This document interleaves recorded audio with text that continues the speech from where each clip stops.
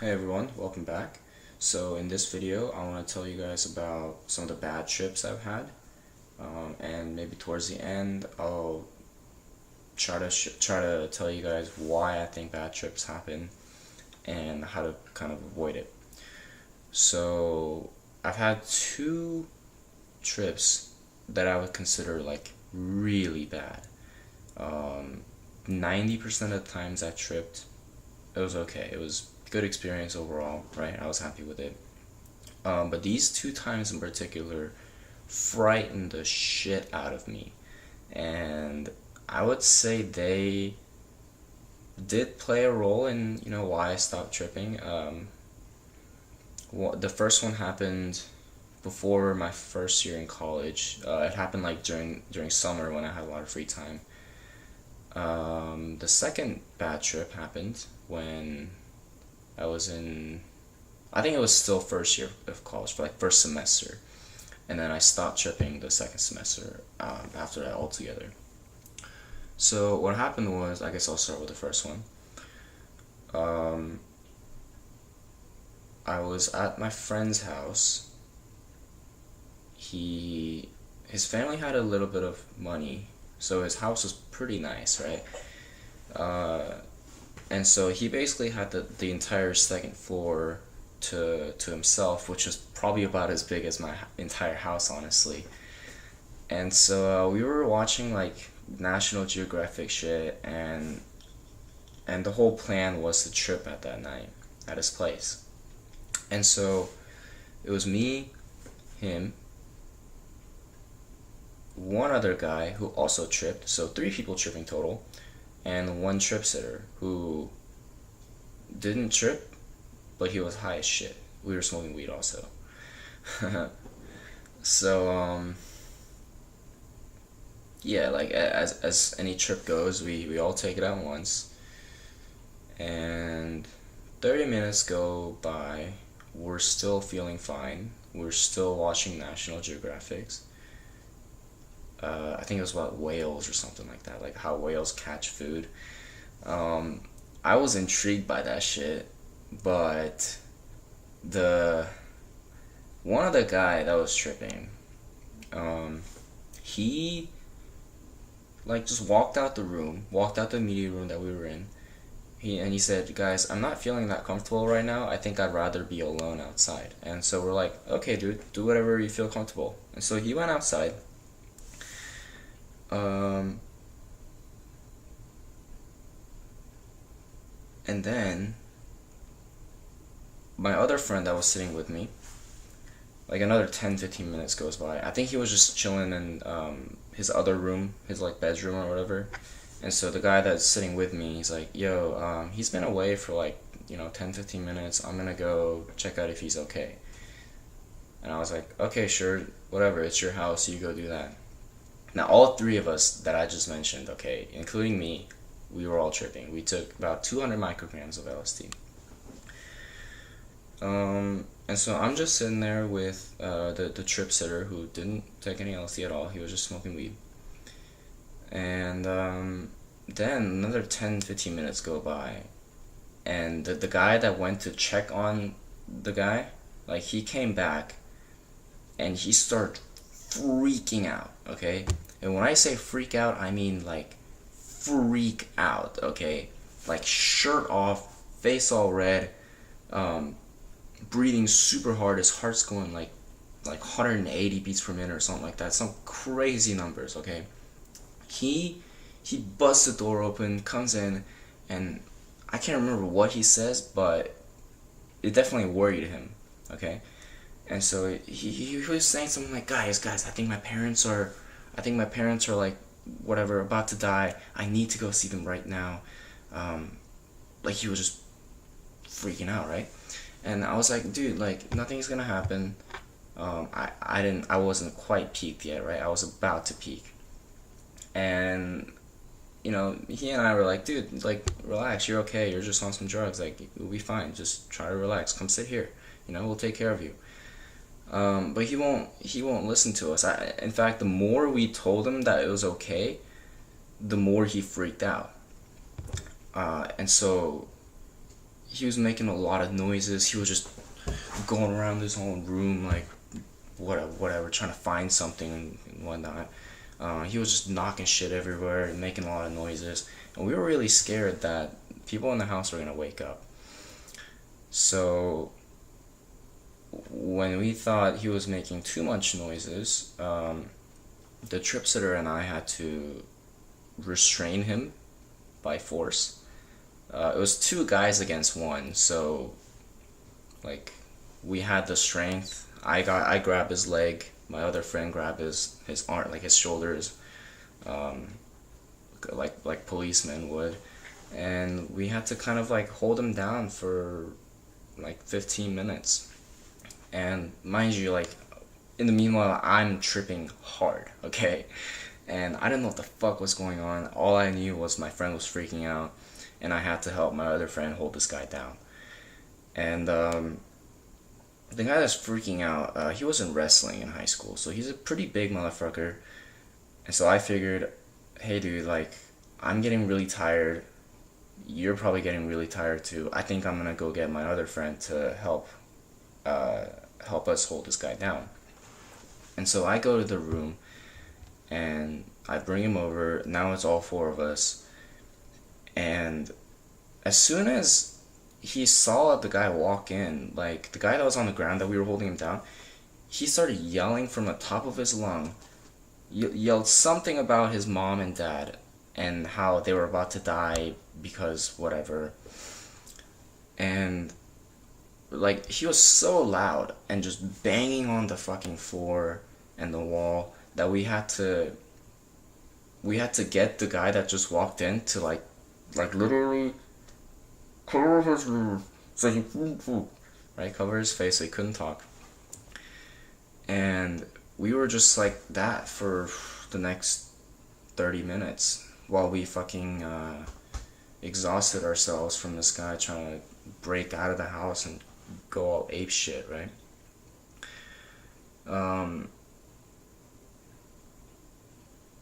And at one point I realized, like, I think I was stuck in a thought loop. I thought he was gonna continue freaking out and would never stop. So all I knew to do at the time was something bad might happen in this house, so I need to get the fuck out. And so I just walked out the house. I didn't even lock the door. Probably a horrible mistake. I just walked out of my friend's house and I drove home. I live about 10 minutes away. I have no idea how I got home because the whole time I was in my car, there were lights flashing everywhere. I don't know if it was really the actual cop lights or I was just tripping. But all I knew was that if I get caught right now, I'm fucked. If I crash my car, I'm fucked. If I go back to his house, I'm fucked. So I just had to ignore everything, just follow my muscle memory, because I've been to his house so many times. And I think I just got home safely. And I came in my room, I turned off all the fucking lights, and I like put myself in the blanket like that, and that's how I felt comfortable. Like nothing else would make me more comfortable than completely occupying the space around me and knowing that I am in the presence of that space. Nobody else, just me, right? That's how the trip ended for me. The second time the bad trip happened, we were at, I'm not gonna say whose house, but we were at another friend's house. There were actually a bunch of people there. There were like, I would say at least 6, 7 people. And we were planning on spending the night there. And so what we did is we put the tab in our mouths. Again, it was 200 micrograms. And we drove to their place, and by the time we got there, we would just start tripping, right? And so we get to their place, and we smoke a little bit of weed again.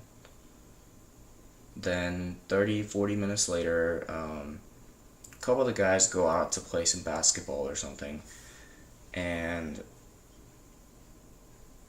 the same guy that was freaking out at his own house, I was also with him. He was also tripping with me. I don't know why he wanted to trip. He decided to go out and check on the guys that are playing the basketball. And so he goes out, and then he comes back. There's a little shack in the backyard, and for some reason, the fact that the shack door wasn't closed freaked him out. And he busted into the living room. I think we were watching the Trump and Clinton debate, I think. Yes, it was that fucking day, because I was watching it too. I was just watching something, and he busted and he's like, guys, we need to go and close the fucking shack door. And we were all just, trying to watch the debate, like, dude, relax, like, you'll be fine. Again, right? You start to see the pattern here. That freaked him out more. Then he busts out the door. Then he comes back 5 minutes later, and then he starts doing that shit again. Like, he looked so lost and confused. He was just going around the room, destroying things. And at one point, like, this was kind of funny, because he picked up my friend's laptop, and then he was about to throw it on the ground, right? But the guy's kind of intimidating, so when he picked up the laptop and he looked at him, he said, I'm not gonna name his name, dude, I know you really like your laptop. And then he threw it. At that point, like, he was breaking too much shit in the house, so we also had to hold him down. This time we brought him onto the fireplace, and we held him down. It took two of us to do it. Two really strong guys to do it. And our goal was to just not let him out of the house, because we knew that if we let this guy out the house, he's gonna take his shirt off again and go Hulk on the neighborhood. So we held him down for about an hour and a half, and then he calmed down. Then he didn't remember what happened. Like, not a thing.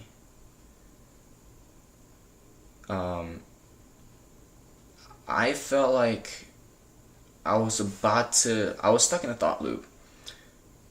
I thought by looking at this guy freak out more, that I would start freaking out too.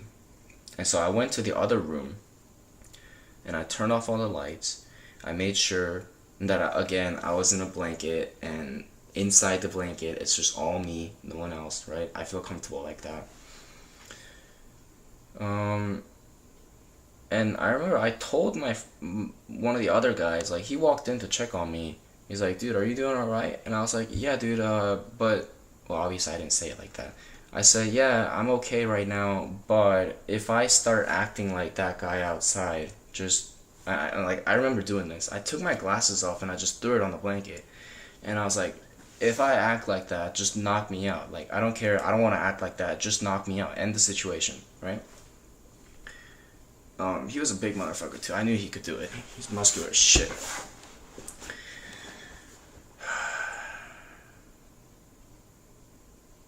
So yeah, bad trips. That's what happens. You freak out, your body temperature like spikes up, you start breathing really heavy, you have no clue where you are, what time it is, who you are. You only have like one thing in the mind, and that is, I need to get safe right now. And so they will do anything that they think will make them safe. And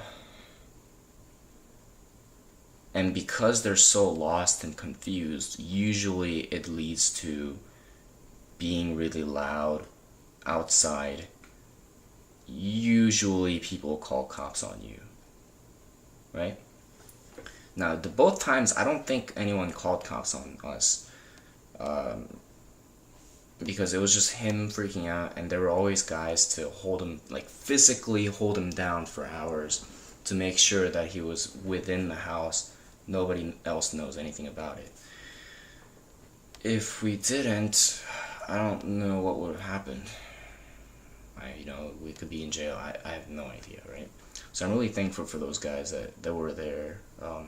That's why you need to have a trip sitter with you if you think you're gonna have a bad trip. Now, what causes bad trips, in my opinion? One thing is, both times that I've had bad trips, we didn't just trip. We also smoked weed. Okay? So if you take acid and you smoke weed, then it increases the chance of you like having a bad trip. I know this is confirmation bias. I know this is not how statistics work because there's so little sample size, but it makes sense. Weed makes people kind of anxious. You ever seen people like they smoke and then they like kind of freak out too, like they don't know what to do? I think it just gets amplified through acid. So that's one thing. Don't smoke weed if you're tripping. Another thing is, there were always more than 2 people there. Because I've tripped with that same guy that freaked out twice. I've tripped with him a bunch of times. Just me and him. Nobody else. Just me and him in his place. And it was okay. We took the same dosage. We did the same shit. I think we just watched National Geographics again. Because I like that shit. But when there's 3 people, or 4 people, or 5 people, what I think is happening is that the conversation is not, it's not like I say something, I'm expecting a response, and then he gives me the response. If there's 3 people, I could be saying something to one guy, and then this third guy might say something that makes me kind of lose my train of thought. And if for example, the topic changes, and I still think that I'm talking about one thing, they're on to another thing, then you guys are no longer on the same page. And when you guys are not in sync with each other, then you get into this mindset where, I'm tripping really hard. Is he tripping? Does he know that I'm tripping? If I say something, will it make sense? That kind of stuff really gets in your head, and you doubt yourself, and you get into this thought loop where you keep doubting yourself. Nothing makes sense to you anymore. Everything just looks horrible. And then you freak out, right? So don't have more than 3 people when you're tripping. Unless you're for sure that even if something bad happens, nothing bad will happen to you, okay? Like, for example, if you're in a really isolated house, or if the house was so massive that no matter how hard you yelled, no one would actually hear you, like that kind of case, whatever. But like, if you're just in a house or apartment or something like that, yeah, don't have more than 3 people. Maximum just you and one other person, maybe a third person if you feel super comfortable with him or her, right?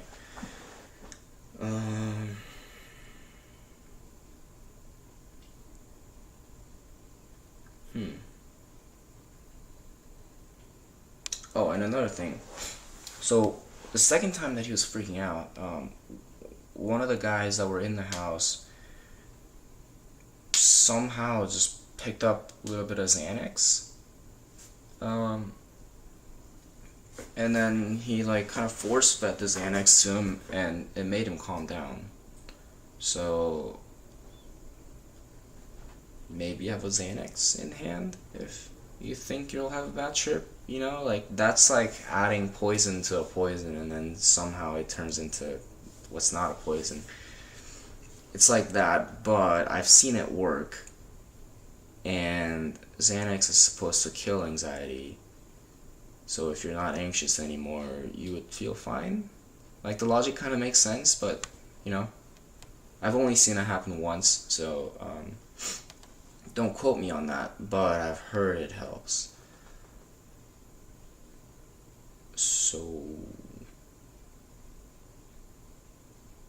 let's see what else I have for you guys.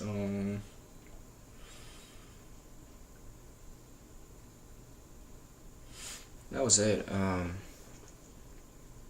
Just be really mindful of where you're tripping and who you're tripping with. Don't just take acid thinking that it's gonna be like drinking or Molly or something. It's not. They're not the same drugs. Psychedelics have the potential to scare the shit out of you. Okay? And it's not something you should just mess around with. And please, don't trip if you don't feel safe. Before you trip, you should have everything sorted out. You should be telling yourself, I've dedicated this next 24 hours just on me tripping. I'm not gonna worry about anything else, right? Even if something bad happens, that's on me tomorrow. Okay, I'll think about it tomorrow. But that day when you're tripping, you should have no worries that entire day. You should have nothing to do that day. You should probably also have nothing to do the next day, just to feel extra safe. You should be at a place where you've been before, at least like 5 times, or preferably at your own house. You know what I'm saying? Like, yeah, just avoid bad trips, okay? If what I just told you sounds really bad, it is really bad. So don't have bad trips. I'm not saying don't trip, just saying be careful.